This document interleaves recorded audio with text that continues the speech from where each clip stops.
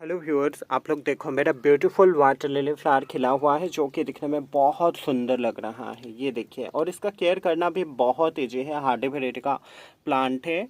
और व्यूअर्स, इसका वैरायटी है शायद कोलोराडो हार्डी वेराइटी का वाटर लिली ये है। और आप लोग देखो इसका ब्यूटी, क्या बोलूँ, इम्प्रेसिव। मैं तो पूरा स्पीचलेस हो गया हूँ। और ये व्यूअर्स कल से खिल रहा है, शायद ये और 4 दिन जैसे खिलेगा फिर ये बंद हो जाएगा।